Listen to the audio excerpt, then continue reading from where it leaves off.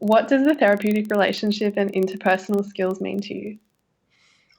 Yeah, so when it comes to the therapeutic relationship and interpersonal skills, I don't really think you can have one without the other. You need to kind of develop your own interpersonal skills in order to be able to relate with other people. Um, Without your own interpersonal skills, the client simply won't feel safe, won't be able to connect with you. What the client's connecting with, well, what the client hasn't really received is a safe environment. So it's up to you to kind of provide that. I think that's one of the key points in actually being a practitioner in mental health. Yeah, Cool. What qualities in a practitioner do you look for?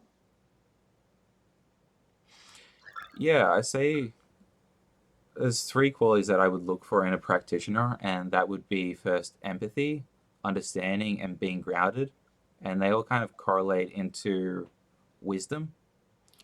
I think first with being grounded, it gives you kind of the confidence in order to share different ideas that might be able to influence the client in a positive way. In order to be grounded, you kind of need to understand yourself completely.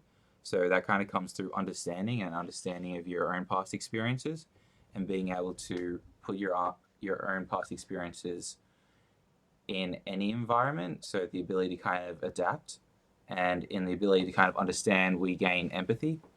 So empathy is simply putting yourself in someone else's shoes, and I think people can really pick up on what empathy is because if someone doesn't really care, they're not going to listen, they're not going to understand, and there's going to be a lack of connection between you and the client.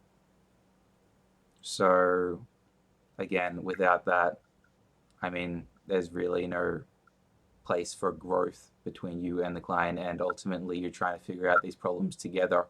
Though you do want the client to be able to find their own grounding, so find their own wisdom ultimately, so that they can progress.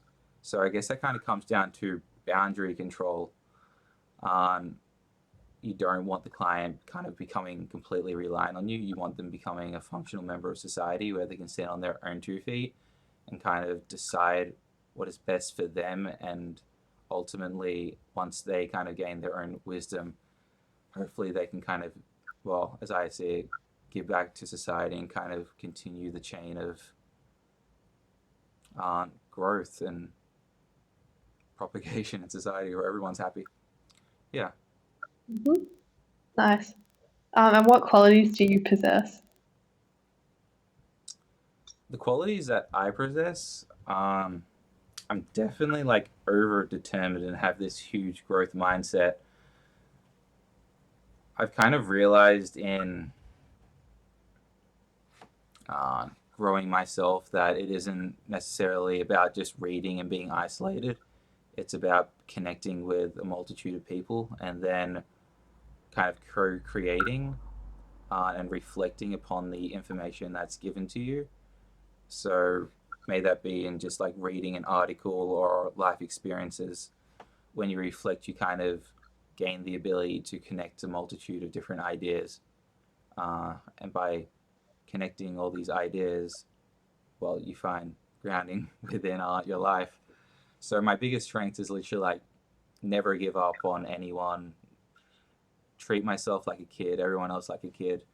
When it comes to putting blame on others, I've learned to kind of look more inwards.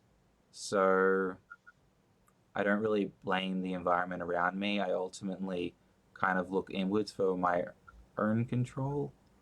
And I think that, I don't know, it just allows for a more positive mindset. Uh, yeah, and then I guess when it comes down to my weaknesses, because you can't have strengths without weaknesses, um, my weakness would be I can be a bit shy, especially when talking to large groups.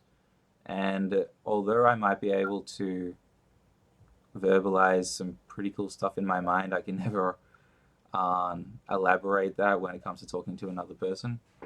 So I think it kind of just comes down to confidence in communicating with others being my greatest weakness. And what motivated you to join our practice?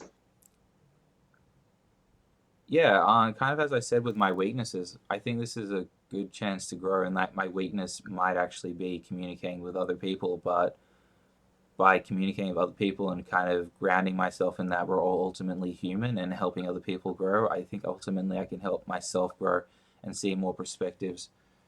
Because I kind of feel like everyone has a uniqueness or is weird in their own way. What are we up to? 5 minutes. Oh, okay. On their own way, but through kind of like viewing how different people view the world, I kind of gain a sense of curiosity and how they came to that conclusion. And yeah, that in itself just kind of interests me, makes me happy. So that's it. Mhm. And what forms of meditation do you use after dealing with a stressful client? It's pretty strange, but I guess at the end of the day, I actually like put on the radio. I always have the opera channel going on my car, so I kind of just chill for like 10 minutes and listen to the opera and kind of get like a story going, and that kind of helps me reflect on whatever's happened. I kind of give a story to the day along with the music. So yeah, that's how I kind of practice my own form of mindfulness. Oh, and running. Running's a big part. I find that my mind just buzzes with different ideas, and that's my own little form of meditation. Cool.